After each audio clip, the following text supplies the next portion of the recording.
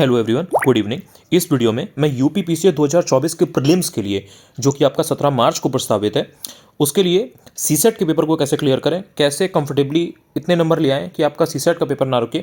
Basically आपको मालूम होगा कि 66 नंबर यानी कि 66 मार्क्स आपको 200 नंबर में से चाहिए होते हैं। जब आप इस पेपर को क्वालिफाई करते हो तभी आपका पहले का जो पेपर है वो एक्चुअल में वैल्यू रखता है, बिकॉज उसी के बेसिस पे फिर आपकी कट ऑफ डिसाइड होगी। लेकिन दूसरा पेपर पास होना, इसमें एटलीस्ट क्वालिफाइंग नंबर लाना बहुत ज़रूरी होता है, जो कि 66 नंबर है, 66 मार्क्स है। अगर आप इसको स्मार्टली तैयार करेंगे तो आप आराम से 66 नंबर ले आएंगे, 66 नंबर ले आएंगे, कोई ऐसी बड़ी बात नहीं है। लेकिन अगर आप इसको हल्के में लेंगे, कैजुअली लेंगे, तो कहीं ना कहीं हो सकता है आप एक या दो नंबर से 4 नंबर से रह जाएं, और उस वजह से आपका जो पहला पेपर है, हो सकता है कि आप उसमें बहुत अच्छा परफॉर्म कर रहे हो, लेकिन आपका वो कहीं ना कहीं क्लियर ना हो पाए। इसलिए यूपी से 2024 को क्लियर करने के लिए बहुत ज़रूरी है कि आप सीसेट के पेपर को भी उतना ही ध्यान दें, जितने में आपका एटलीस्ट इतना क्लियर हो जाए कि आपको कोई पहले पेपर के लिए दिक्कत ना हो। तो यहाँ पर मैं आपको यूपी का जो 2023 का प्रीलिम्स था ना, उसके थ्रू कुछ चीज़ें समझाऊंगा और आपको तरीका बताऊंगा कि आपको करना क्या है। उतना अगर आप फॉलो कर लोगे तो आप कम समय में इतने नंबर आसानी से ले आओगे कि आपका ये पेपर में आपको कोई दिक्कत ना हो, और फिर आप बाकी का जो ध्यान है वो अपने पहले पेपर पर दे पाओगे, जो जीएस का है, जिसके थ्रू आप आसानी से कट ऑफ क्लियर कर पाओ। तो यहाँ पर मैं आपको डेटा के साथ में समझाऊंगा। देखो, यूपी का 2023 का जो प्रीलिम्स था ना, सीसेट का पेपर था, उसमें हिंदी के आपके 25 क्वेश्चन आए हुए थे, इंग्लिश के 15 क्वेश्चन थे, इंटरपर्सनल एंड कम्युनिकेशन स्किल का जो सेक्शन होता है उसमें आपके 23 क्वेश्चन थे, रीजनिंग में आपको 21 क्वेश्चन देखने को मिले थे, मैथ्स के आपके 16 क्वेश्चन आए हुए थे। अब पहले यहीं पर मैं आपको एक मोटा एक चीज़ समझा रहा हूँ, उसको अपने दिमाग में बिठा लेना, एंड ये आपको अपने हिसाब से देखना है, किसी का कॉपी पेस्ट नहीं करना होता है। वो क्या है? वो ये है कि इसमें आपको 5 सब्जेक्ट देखने को मिल रहे हैं मेन, हिंदी, इंग्लिश, आईपीसी यानी कि interpersonal and communication skill, reasoning और मैथ। अब इसमें आपको ये करना है कि कोई भी 3 सब्जेक्ट आप अपने निकाल लीजिए जिसको आप अच्छे से करने वाले हो। जैसे या तो आप अगर इंग्लिश आपको ठीक ठाक आती है तो आप इंग्लिश के क्वेश्चंस ज़्यादा से ज़्यादा सही करना, मतलब 15 में से आपके 12-13 सही हो, 1-2 क्वेश्चन नहीं आ रहे हैं, कोई बात नहीं। अगर आपकी हिंदी अच्छी है, जो कि जनरली लोगों की होती है, तो हिंदी अगर आपकी अच्छी है तो उसमें 25 में से कम आप 20 सही करो, 20-21 सही करो, क्योंकि उसमें बहुत ही श्योर शॉर्ट ईजी टाइप के क्वेश्चन आते हैं। एंड मोर ओवर बहुत सारे कैंडिडेट्स ऐसे हैं जिन्होंने आर को एग्जाम अभी 11 फरवरी को दिया हुआ है, तो हिंदी उन्होंने कहीं ना कहीं 6 टॉपिक तो पढ़े ही है, तो वो 6 टॉपिक तो आप गलत करने वाले नहीं हो। और अभी मैं आपको आगे दिखाने वाला हूँ कि हिंदी में किन किन टॉपिक से क्वेश्चन आते हैं, तो आप समझ पाओगे कि आर की हिंदी की तैयारी आपको कितना हेल्प करती है सीसेट के पेपर में। तो या तो आप हिंदी अच्छी करो अगर आप हिंदी के प्रॉपर हो, अगर आपकी इंग्लिश वीक भी है तो इंग्लिश के अगर आप हो तो आप इंग्लिश ऑब्वियसली अच्छा करोगे, मतलब वो आपकी एक स्ट्रेंथ हो जाएगी। इसके अलावा जो इंटरपर्सनल कम्युनिकेशन स्किल है, इसमें क्या होता है ना, जो सीसेट में बच्चे फेल हो रहे हैं, उसके फेल होने के पीछे का एक जो मेन कारण है ना, वो ये है कि जनरली क्या होता है ना कि हिंदी या इंग्लिश में से एक सेक्शन वीक होता है लोगों का, कोई भी एक, या तो हिंदी वीक होगा अगर इंग्लिश के हैं, अगर इंग्लिश के हैं तो फिर हिंदी वीक होगा। उसके साथ में मैथ्स कई बार लोगों की ठीक होती है, कई बार वीक होती है, काफ़ी लोगों की, स्पेशली जो बायो सेक्शन के लोग हैं या जो आर्ट्स वाले हैं, तो उनका क्या होता है, आर्ट्स कॉमर्स के हैं तो उनका थोड़ा सा मैथ्स का जो सेक्शन है वो थोड़ा वीक होता है, तो वो मैथ्स में उतना अच्छा परफॉर्म नहीं कर पाते हैं। उसी के साथ में रीजनिंग में कुछ क्वेश्चंस के जो लॉजिक है, जो वहाँ पर जो यूज़ हुआ है, जो ट्रिक यूज़ हुई है, बेसिकली वो कभी कभी स्ट्राइक कर गई तो उसे निकल गया, नहीं हुआ तो 3-4 क्वेश्चन 5 क्वेश्चन रह गए। और प्रैक्टिस अगर नहीं की होती है बिल्कुल भी रीजनिंग में, तो होता क्या है कि कई बार समझ में ही नहीं आता है कि इसमें क्या कैसे होगा, क्या ट्रिक लगी है, क्या लॉजिक लगा है, तो रीजनिंग में भी कुछ क्वेश्चन गलत हो जाते हैं। और जो इंटरपर्सनल एंड कम्युनिकेशन का जो सेक्शन है ना, इसमें कहीं से ऐसी कोई बुक या कोई ऐसी सोर्स नहीं है एकदम ऐसे बंधा बनाया जिससे आपने पढ़ लिया, आपने रट लिया एंड आपके डायरेक्ट क्वेश्चन फंस गए, ऐसा नहीं होता। इसमें जो क्वेश्चन आते हैं थोड़ा सा ट्रिकी होते हैं, होते तो वहीं के वहीं करने वाले हैं, लेकिन ऑब्वियसली उसके लिए थोड़ा बहुत पढ़ा होना जरूरी है। मतलब आपको बेसिक कॉन्सेप्ट वगैरह और जो जितनी चीज़ें पीवाईक्यू में पूछी गई हैं एटलीस्ट आपको उतना आता, उतना नहीं आता है तो फिर आप कैसे क्वेश्चंस को अटेम्प्ट करोगे? कुछ कुछ ऐसी चीज़ें आती हैं जो आपने सुनी भी नहीं होंगी, तो फेल क्यों होता है इंसान? इसी वजह से। इंटरपर्सनल में क्वेश्चंस या तो वो अटेम्प्ट नहीं करता है बच्चा, अगर अटेम्प्ट किया भी है तो गलत हो जाते हैं, वो कहीं ना कहीं बैकफायर करता है। मैथ्स में जनरली हाथ थोड़ा सा वीक होता है, क्योंकि मैथ्स में क्या है ना, शॉर्ट शॉर्ट क्वेश्चंस होते हैं, आपको आंसर मिल जाता है, तो आपने अगर उसमें क्वेश्चन को अटेम्प्ट किया, आपको पता लग गया यार ये तो मेरा सही है, आपने 10 क्वेश्चन मैथ के अटेम्प्ट किए, अगर 8 सही है तो आपको पता चल जाता है यार ये तो मेरे नंबर कहीं नहीं गए। तो जनरली जिसकी मैथ्स वीक होती है, इंटरपर्सनल में वो अच्छे से करता नहीं है अटेम्प्ट, तो फिर सिर्फ और सिर्फ हिंदी, इंग्लिश और रीजनिंग बच जाते हैं। उसमें भी अगर आपने रीजनिंग में सही से किया नहीं तो हिंदी इंग्लिश के बलबूते आप कितना नंबर करोगे? उसमें भी अगर कहीं आपकी अगर इंग्लिश या हिंदी में से कोई एक सेक्शन थोड़ा सा वीक ही है, इतना अच्छा नहीं है कि आप पूरे पूरे नंबर करके आ रहे हो, तो कहीं ना कहीं आप रह जाते हो। तो सबसे पहले आपको ये देखना पड़ेगा कि हिंदी एक इजी सेक्शन है। अगर आप इंग्लिश मीडियम से बिलोंग करते हो, हिंदी में आप उतना स्ट्रॉन्ग नहीं हो, तो अभी ट्राई करो कि हिंदी में कम से कम आप 25 में से 15 क्वेश्चन के आसपास कर लो। जनरली हिंदी में 20 से 25 क्वेश्चन के आसपास आते हैं, ये इतिहास रहा है अभी तक का। तो इसमें आपको ध्यान रखना है कि कम से कम अगर आप 20 क्वेश्चन आ रहे हैं तो आप 15 तक कर लो, अगर 25 क्वेश्चन आ रहे हैं तो आप मोर देन 15 या 15 कर लो। इंग्लिश की अगर आप हो तब तो आप इंग्लिश अच्छे से करोगे ही। अगर आप हिंदी मीडियम के हो तो इंग्लिश में आप ये देखो कि यार 15 में से मैं कम से कम 8 से 10 क्वेश्चन कर लूँ। एंड मैं इंग्लिश में भी अभी बताने वाला हूँ आपको, तो एकदम शॉर्ट क्वेश्चन आते हैं इंग्लिश में। अगर आप वो टॉपिक देख कर गए हुए हो, थोड़े थोड़े भी, वो सब आपने हाई स्कूल इंटर में पढ़ा हुआ है। ऐसा नहीं है कि आपने उतना बेसिक पढ़ा नहीं है, और वही चीज़ें पूछी जाती हैं। तो उतना अगर आपने कर लिया तो आपके सॉरी, तो आपके 15 में से अगर 7-8 क्वेश्चन, 9 क्वेश्चन, 10 क्वेश्चन भी सही हो जाते हैं तो आपके लिए विन विन सिचुएशन है। और इंटरपर्सनल एंड कम्युनिकेशन स्किल में आप ध्यान रखिएगा, अभी मैं ऑब्वियसली आपको तरीका बता दूंगा, लेकिन इंटरपर्सनल एंड कम्युनिकेशन स्किल में आपको रिस्क लेना पड़ेगा। अगर आपकी मैथ्स अच्छी नहीं है तो फिर आपको इंटरपर्सनल में क्वेश्चंस को सॉल्व करना पड़ेगा। सपोज अगर 23 क्वेश्चंस आ रहे हैं तो उसमें कम से कम आप 18-19 क्वेश्चंस को सॉल्व करिए, जिन क्वेश्चंस में आपको एक भी ऑप्शन नहीं पता है। अगर किसी थ्योरी के बारे में बात की है, अगर मान लीजिए कुछ भी टाइप्स ऑफ नेटवर्क या कुछ भी बात की हुई है, अगर आपके बात उसके बारे में कोई आइडिया नहीं लग रहा है, कुछ हिंट नहीं आ रहा है, तब आप उसको स्किप करें। वरना आपको थोड़ा भी अगर ऑप्शन एलिमिनेट हो पा रहे हैं तो आप उस क्वेश्चन को अटेम्प्ट करिए। अगर आप इंटरपर्सनल में अटेम्प्ट नहीं लेंगे तो कहीं ना कहीं आपके लिए वो सही नहीं होगा, आपके नंबर नहीं बनेंगे, क्योंकि 23 क्वेश्चंस आना 100 क्वेश्चन में से कोई हल्का नंबर नहीं है, एक अच्छी खासी संख्या है प्रश्नों की। तो आप इनको पूरा का पूरा छोड़ नहीं सकते। अगर 23 में से आपने सिर्फ और सिर्फ 5-6 क्वेश्चन ही अटेम्प्ट किए, उसमें भी अगर आपके 2-3 गलत हो गए, तो फिर आप बाकी के जो सेक्शंस हैं जैसे हिंदी, इंग्लिश और रीजनिंग और मैथ्स, इसको फिर आप इन पर डिपेंड हो जाते हो, और इनमें अगर एक भी सेक्शन आपका डूबा तो फिर आपके लिए खतरा उत्पन्न हो जाएगा। तो इसलिए आपको आज बैठ करके ये देखना पड़ेगा कि आपकी स्ट्रेंथ कितने सब्जेक्ट्स में है और किस में आप जनरली बेटर परफॉर्म करते हो। जनरली जो एक यूजुअली बच्चे जिसमें स्ट्रांग होते हैं, जिसमें वो कंफर्टेबली कर पाते हैं, या जो पेपर का लेवल आता है, उसके हिसाब से किन में किस तरह से आप टारगेट कर सकते हो इसके आसपास के क्वेश्चंस। देखिए, हिंदी में आपको 25 में से 20 क्वेश्चन ऐसे मिल जाएंगे जो आप बड़ी आसानी से कर सकते हो। इंग्लिश में आपको 15 में से 10 से 12 क्वेश्चन आसानी से मिल जाएंगे।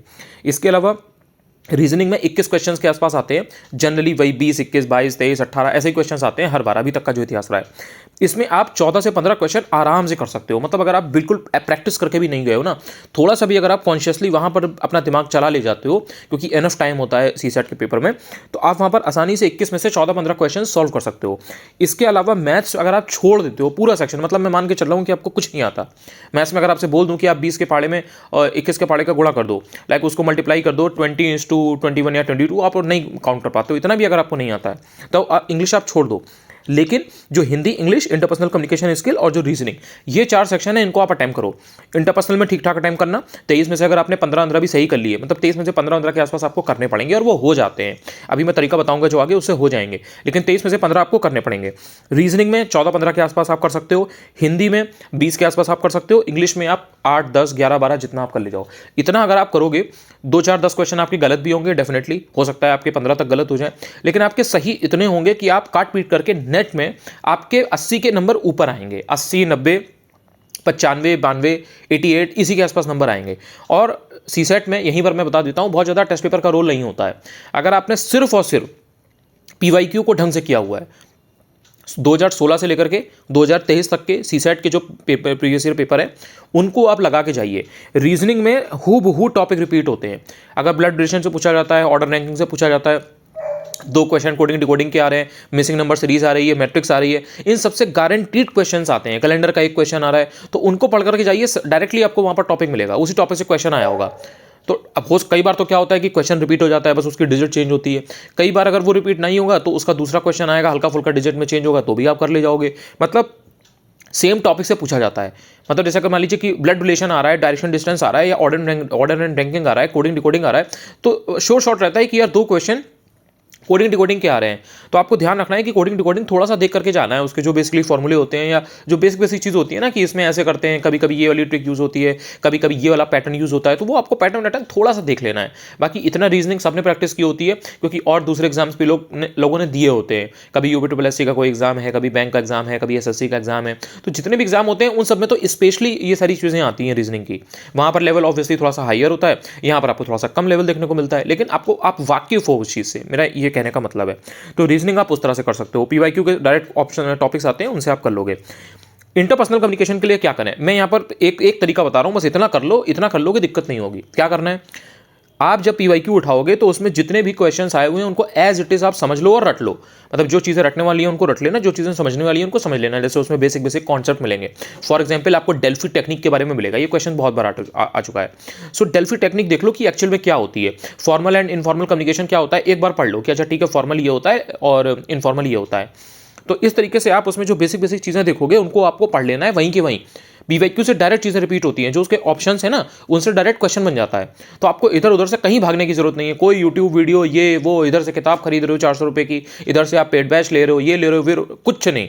सिर्फ और सिर्फ पीवाईक्यू में जो चीज़ें बताई गई हैं, जो क्वेश्चंस आए हुए हैं उनको याद कर लीजिए, उनके जो ऑप्शंस हैं उनको देख लीजिए, इतना मोर देन एनफ है। मतलब हर साल अगर 20 क्वेश्चन भी आ रहे हैं ना, और आपने अगर 6-7 सालों के अगर सिर्फ और सिर्फ पेपर को रट लिया तो आपके कितने 130-140 क्वेश्चन हो गए।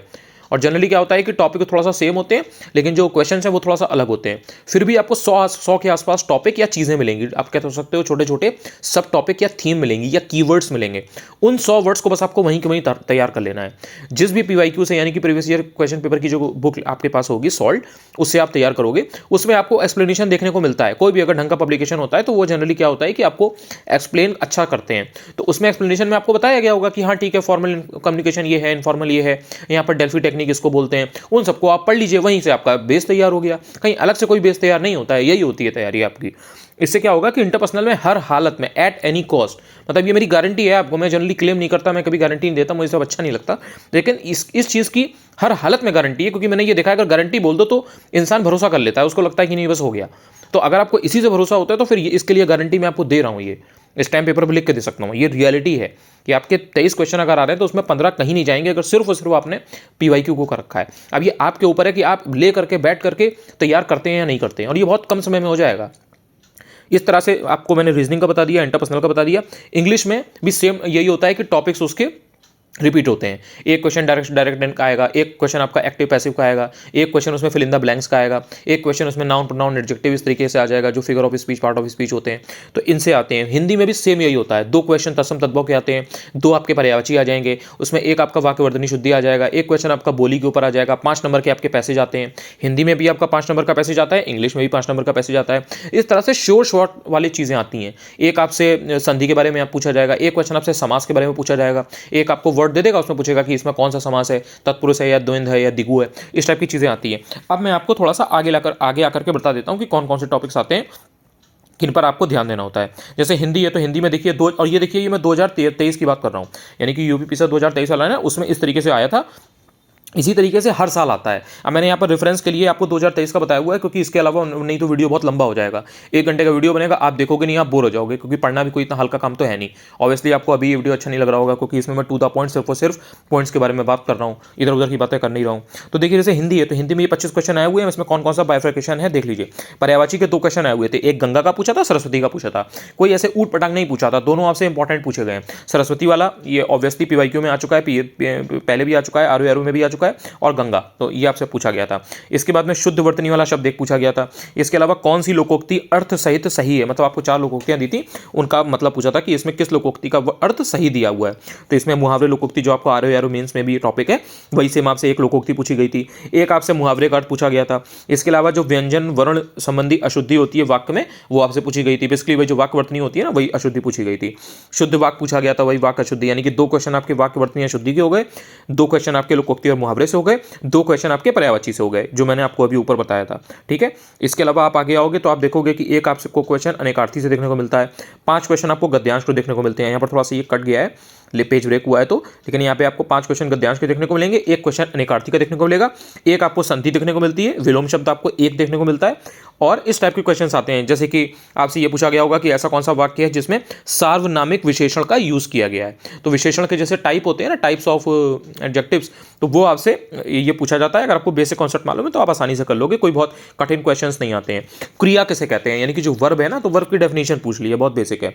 इसके अलावा टाइप्स ऑफ वाच्य, यानी कि वाच्य कितने प्रकार के होते हैं, कर्मवाच्य क्या होता है, कर्तवाच्य क्या होता है, तो ये सारी चीज़ें आती हैं। इसके अलावा जो पंचुएशन होती है ना, कि सही विराम चिन्ह या कहीं पर कॉमा लगना है या इस टाइप की जो चीज़ें होती हैं, तो वो पूछा गया है। इसके अलावा द्विरुक्ति संबंधी अशुद्ध शब्द नहीं है, तो ये आपसे क्वेश्चन पूछा गया था। इसके अलावा विसर्ग का उच्चारण का स्थान क्या है, मतलब उसको कैसे क्या करते हैं, इसके अलावा एक क्वेश्चन बोली के ऊपर पूछा जाता है कि जैसे जो लोधांती है वो किस बोली की उपभाषा है, किसके अंतर्गत आती है, हर साल आता है, तो आपको उसमें बताना होता है। इसी के बाद अवधि भाषा जो है वो किस अपभ्रंश से विकसित हुई है, किससे डेवलप हुई है, शौसेनी से डेवलप हुई है, मागधी से डेवलप हुई है, अर्धमागधी से डेवलप हुई है, तो ये आपसे पूछा गया था। और ये देखिए मैंने आपको पूरे 25 क्वेश्चन का यहाँ पर पूरा इसको डिवाइड करके बताया हुआ है, डिस्ट्रीब्यूट करके बताया हुआ है, सो दैट आप एक्चुअल में समझ पाओ कि हिंदी में आता क्या है। मैं आपको अगर डायरेक्ट सिर्फ ये बता दूं कि हिंदी में 25 क्वेश्चन आते हैं तो आप सोचोगे यार कहाँ से आते हैं, क्या आते हैं, फिर आपके लिए डिस्ट्रैक्शन बहुत ज़्यादा हो जाता और आपको भी डर उत्पन्न होता, आपके मन में डर रहता कि यार कहाँ से आता है, क्या आता है। अब मैंने आपको पूरा समझा दिया कि देखो हिंदी में ये चीज़ है और ये हर साल का पैटर्न है, ऐसा नहीं है कि ये इस बार पूछा गया है। आप पेपर उठाओगे देखोगे पर्यायवाची हर साल आता है, वर्तनी हर साल आती है, तत्सम तद्भव 2 आते हैं वो हर साल आते हैं। तो इस टाइप की चीज़ें आपसे हर साल पूछी जाती हैं, तो आपको ध्यान रखना है कि हिंदी में इन टॉपिक को पढ़ लेना है। डेली चाहे आप आधे घंटे 2-2 टॉपिक पढ़ लो, या फिर आप 1 घंटे पढ़ो हर 3 दिन में, या फिर आप इकट्ठा बाद में 2-3 दिन भी पढ़ सकते हो। मतलब it's all about your confidence. आपको अपने ऊपर अगर भरोसा है तो आप यूपीपीएससी के पेपर के पहले जो लास्ट वीक होता है ना, उसमें आप 2-3 दिन दे सकते हो सीसेट को इन ऑल, क्योंकि आपने पढ़ा तो होता ही है, तो उसमें आप 4-5 घंटे हिंदी को दे दो, 4-5 घंटे इंग्लिश को दे दो, 4-5 घंटे आप जो रीजनिंग है उसको दे दो, उसमें प्रैक्टिस कर लो, और 4-5 घंटे आप या 6 घंटे आप इंटरपर्सनल वाली सेक्शन को दे दो। आपने 4 सेक्शन को ढंग से पढ़ लिया, आराम से आप एग्जाम में नेट के बाद, मतलब काट पीट करने के बाद में नेट में जो क्वेश्चन सही करने वाले हो वो कहीं ना कहीं इतने होंगे कि आप आराम से 85-90 नंबर गेन कर लोगे, और आपको डर ही नहीं होगा कि मेरा सीसेट पास होगा नहीं होगा। तो हिंदी का मैंने आपको बता दिया, जल्दी जल्दी मैं आपको इंग्लिश का भी बता देता हूँ, बाकी आप सारी चीज़ें समझ गए हो, क्योंकि इतना तो मुझे उम्मीद है कि मेरी चीज़ों से आपको समझ में तो आता है। इंग्लिश में अगर बात करें 15 क्वेश्चंस की, तो इसमें क्या है, 5 क्वेश्चन आपके पैसेज के आ जाते हैं, एक क्वेश्चन आपका पैसिव आ जाता है जो मैंने आपको पहले बताया था, एक इसमें आपको वर्ड अपोजिट देखने को मिल जाता है, तो इसमें आपका रिसीड का पूछा गया था कि इसका अपोजिट क्या होगा, फिल इन द ब्लैंक्स आती है वही 1 नंबर की, देन इसके एक क्वेश्चन, मतलब इसके अलावा पंचुएशन का एक क्वेश्चन आता है जैसे हिंदी में आता है ना उसी तरीके से। इसके अलावा वर्ड मीनिंग आता है, सिनोनिम पूछा गया था, इसमें सिनोनिम पूछा जाता है, सिनोनिम एंटोनिम दोनों आते हैं, ठीक है। इनडायरेक्ट स्पीच एक पूछी जाती है, इसके अलावा सेंटेंस का ट्रांसफॉर्मेशन पूछा जाता है एक क्वेश्चन, जैसे सिंपल सेंटेंस दे देंगे उसको बोल देंगे कि इसको कॉम्प्लेक्स करिए, तो कॉम्प्लेक्स सिंपल वही वाला होता है ना जो आपने इंटर में पढ़ा था, एक किताब आती थी यूपी बोर्ड में न्यू लाइट जनरल इंग्लिश करके, तो उसमें आपने बहुत अच्छे से पढ़ा होगा, आपके टीचर ने आपको पढ़ाया गया होगा, तो वही सिंपल इंटू कॉम्प्लेक्स करने को बोल देता है, सिंपल इंटू कंपाउंड बोल देता है, तो सेंटेंस ट्रांसफॉर्मेशन का एक क्वेश्चन आता ही आता है। इसके अलावा मिस स्पेल्ड वर्ड होता है, बहुत ईजी क्वेश्चन होते हैं यार, 4 आपको वर्ड दे देगा, उसमें आपको स्पेलिंग बतानी होगी किसकी स्पेलिंग गलत है, तो इतना तो बता ही लोगे, मतलब इतना तो सब लोग कर लेते हैं, इसमें इतना प्रॉब्लम नहीं होती है। इसके अलावा मीनिंग ऑफ द फ्रेज एक आपको ईडीएम या फ्रेज दे देगा, उसमें कह देगा कि इसका मतलब बताइए, तो वो भी जनरली बहुत इजी वाला पूछता है, तो अगर आपने जो ऑप्शंस को भी ध्यान से देख लिया ना, तो उसमें आप एलिमिनेट कर ले जाते हो, ताकि अगर आपकी थोड़ा बहुत भी बेसिक इंग्लिश है ना, तो आप उससे सही कर ले जाते हो। बहुत ज़्यादा ऐसा टफ नहीं पूछता है कि अगर आपने इंग्लिश में बहुत ज़्यादा अच्छे से पढ़ाई कर रखी है या आपको चीज़ें याद हैं तभी कर पाओ, थोड़ा बहुत भी। अब जैसे पुटअप या इस टाइप के जो बेसिक वाले होते हैं ना, उनका भी पूछ लेता है ईडीएम, तो उतना जनरली लोग कर लेते हैं। उसके बाद में सेंटेंस कंप्लीशन का, जैसे स्टेटमेंट दी होगी उसमें आपको सेंटेंस कंप्लीट करना होगा कनेक्टर वगैरह लगा करके, तो वो भी इजी होता है। तो ये मैंने आपको टॉपिक इंग्लिश के भी बता दिया, अब इसमें आप देख लो। अब जैसे वर्ड अपोजिट है, सिनोनिम है, ये इजी होता है, 5 नंबर के पैसेज के एकदम समझ लो इजी मनी होता है, मतलब इतने इजी क्वेश्चंस होते हैं 5 क्वेश्चन की, उसमें कहीं किसी का गलत नहीं होता। पैसिव भी इजी होता है, इनडायरेक्ट भी इजी होता है, फिल इन द ब्लैंक्स भी इजी होता है, सिनोनिम एंटोनिम के एक कोई दिक्कत नहीं होती है, मिस स्पेल वाले वर्ड और पंचुएशन ये भी इजी होता है। जनरली क्या होता है, जो ईडियम फ्रेज होता है उसमें कई बार लोग गलती कर जाते हैं, मतलब उसमें कई बार ऑप्शंस इतने क्लोज होते हैं कि उसमें इंसान एलिमिनेट नहीं कर पाता है। कभी कभी जो ये सेंटेंस कंप्लीशन वाला होता है उसमें इंसान गलत लगा जाता है, जैसे कहीं पर मान लीजिए कि नो सूनर देन ऑल्सो वाला क्वेश्चन है, तो उसमें किसी ने बिकॉज वगैरह लगा दिया या देयरफॉर नहीं लगाया, तो इस तरीके कुछ चीज़ें होती हैं कनेक्टर, वो गलत हो जाते हैं, लेकिन फिर भी 15 में से 10 से 11 क्वेश्चन आराम से करने लायक होते हैं, मतलब यू कैन डू दैट। इसके बाद बात आती है रीजनिंग की। रीजनिंग में देखिए कोडिंग डिकोडिंग के 2 क्वेश्चन आए हुए थे, ब्लड रिलेशन के 2 क्वेश्चन आए हुए थे, स्टेटमेंट आर्ग्यूमेंट वाले क्वेश्चन आए हुए थे, डायरेक्शन डिस्टेंस का क्वेश्चन था, नंबर और बेस्ट पेयर बताना था आपको, जैसे कि 4 17 है तो 4 को 4 से आपने इंटू किया, देन उसमें 1 जोड़ा तो 17 आया। इसी तरीके से 7 है तो 7 को 7 से इंटू करोगे, उसमें प्लस जोड़ोगे तो क्या आएगा, 50 आएगा। तो ये इसका राइट आंसर हो गया था। तो इस टाइप के क्वेश्चंस आते हैं, इस टाइप का इसमें लॉजिक लगा होता है। Then arrange the following words into meaningful manner, तो जैसे आपको 4-5 मान लीजिए वर्ड्स दे दिए, तो उनको आपको मीनिंगफुल मैनर में लगाना होगा, मतलब आपको एक उसमें से एक लॉजिकली एक अरेंज करना होगा चीज़ों को, तो वो आप आसानी से कर लोगे, मतलब उसमें बस समय देना होता है। 25-30 सेकंड आपने ध्यान से क्वेश्चन को पढ़ा, ऑप्शंस को देखा, उसमें से आप लगा ले जाओगे। कैलेंडर के 2 क्वेश्चन आए हुए थे, missing term in the sequence, यानी कि आपको एक सीक्वेंस दिया होगा, उसमें आपको अगला जो टर्म क्या होगा वो बताना था, मिसिंग नंबर बताना था, मिसिंग टर्म। इसके अलावा जैसे ऑर्डर एंड रैंकिंग है उसका एक क्वेश्चन होता है, नंबर सीरीज के 2 क्वेश्चन होते हैं। बेस्ट रिलेशन की अगर आप बात करोगे, जैसे एक क्वेश्चन इस टाइप का आया था, बेस्ट रिलेशन एग्जाम्पल के लिए जैसे 6 और 16 का अगर मान लीजिए कुछ संबंध है, तो 12 का संबंध क्या होगा, 42 के साथ होगा या क्या होगा। देन स्टेटमेंट ऑफ कंक्लूजन वाले भी एक क्वेश्चन आया था, बेस्ट रिलेशन। इसके बाद में एक और था कि जैसे ग्लासेस है तो वो मिरर हो जाएगा। इसी तरीके से आपको ऑड वन आउट का एक क्वेश्चन देखने को मिला था। इसमें क्या था कि एक नंबर वाला ऑड वन आउट था और एक अल्फाबेट वाला ऑड वन आउट था। तो ऑड वन आउट के क्वेश्चन 2 आते हैं। कैलेंडर के मैंने आपको 2 बता ही दिए थे। क्लॉक का एक क्वेश्चन आया हुआ था। फिर मिसिंग लेटर सीरीज आई हुई थी। तो इससे आपको ये पता चलता है कि जो बेसिक टॉपिक्स हैं, जैसे मिसिंग लेटर सीरीज हो गई, मिसिंग नंबर सीरीज हो गई, ऑड वन आउट हो गया, स्टेटमेंट कंक्लूजन हो गया, स्टेटमेंट आर्गुमेंट हो गया, इनसे अच्छे खासे क्वेश्चंस आते हैं। इसके बाद अगर बात की जाए तो आपका जो इंटरपर्सनल कम्युनिकेशन स्किल होता है, इसमें भी कुछ चीज़ें बहुत इंपॉर्टेंट होती हैं जो काफ़ी रिपीट होती हैं, तो उनके बारे में मैं आपको बता देता हूँ। जैसे कि कॉन्सेप्ट ऑफ ट्रांजैक्शनल एनालिसिस, तो ये आपसे पूछा गया था। इसके अलावा साइकोलॉजिकल बैरियर इन कम्युनिकेशन, तो बहुत बेसिक चीज़ें होती हैं, लेकिन आपको 1-2 बार तो पढ़ना ही पड़ेगा ढंग से। 4-5 घंटे 6 घंटे हार्डली लगेंगे इसमें, लेकिन एक बार पढ़ लोगे तो फिर गलत नहीं होता इंटरपर्सनल में, क्योंकि आपको कॉन्सेप्ट समझ में आ जाता है कि अच्छा ठीक है इसमें ये होता है। कुछ बेसिक जो कीवर्ड्स हैं ना किसी भी सब्जेक्ट के, वो आप जान जाते हो। तो जैसे साइकोलॉजिकल बैरियर है कम्युनिकेशन का, ये आपसे पूछा गया था। ये पूछा गया था कि not a component of listening, यानी कि लिसनिंग का क्या कंपोनेंट नहीं होता है। इसी तरीके से क्वालिटेटिव एंड क्वांटिटेटिव डेटा क्या होता है। What type of problems was solved by the Kohler in problem solving, यानी कि कोहलर के द्वारा जब प्रॉब्लम सॉल्विंग की गई थी तो उसमें कौन कौन सी जो प्रॉब्लम्स हैं वो कितने टाइप की प्रॉब्लम थी, तो ये आपको बताना है। इसके अलावा मेंटल सेट क्या होता है। इसके अलावा correct sequence of communication process, यानी कि जो कम्युनिकेशन प्रोसेस उसका करेक्ट सीक्वेंस क्या होता है। Then types of communication network, यानी कि जो कम्युनिकेशन नेटवर्क है उनके आपको प्रकार बताने हैं। देन असर्शन रीजन है, यानी कि असर्शन रीजन वाले क्वेश्चन थे। इसके अलावा not a type of informal communication network, तो ये बताना था कि यानी कि इनफॉर्मल कम्युनिकेशन नेटवर्क का टाइप नहीं है। इसके अलावा ट्रायल एंड एरर क्या होता है। मेथड्स ऑफ प्रॉब्लम सॉल्विंग, मतलब सिंपली पूछ लेगा कि कौन सा इसमें से मेथड ऑफ प्रॉब्लम सॉल्विंग नहीं है, यानी कि प्रॉब्लम सॉल्विंग का मेथड नहीं है, किसके थ्रू आप प्रॉब्लम सॉल्व नहीं कर सकते। 4 ऑप्शन होंगे, एक बताना होगा कि इसके थ्रू आप नहीं कर सकते हो, तो जनरल होते हैं। इसके अलावा डिसीजन मेकिंग के ऊपर जो कोड थी वो दी गई थी, तो वो किसने दी थी ये पूछा गया था। देन पैरा लैंग्वेज क्या होती है, पैरा लैंग्वेज किससे रिलेटेड है। देन ओरल कम्युनिकेशन में असर्शन और रीजन का एक क्वेश्चन था। Then which problem task is not used in animal subjects, ये आपसे पूछा गया था। इसके अलावा कॉग्निटिव डिसोनेंस क्या होता है, तो अब आपको इसका मतलब पता होना चाहिए। अब आपको अगर पता ही नहीं है कि कॉग्निटिव डिसोनेंस क्या होता है तो फिर जो ऑप्शंस होंगे वो फिर आप बता नहीं पाओगे। तो थोड़ा थोड़ा हल्का फुल्का आप कह सकते हो कॉन्सेप्चुअल होता है, वो उतना आपको एटलीस्ट पता हो। फिर इंडक्टिव रीजनिंग क्या होती है, तो आपको इसका मतलब पता होना चाहिए। जो 4 ऑप्शन हैं उससे भी आप मतलब निकाल सकते हो, उसमें से जो बेस्ट पॉसिबल मीनिंग आपको लग रहा हो वो आपको चुनना होता है।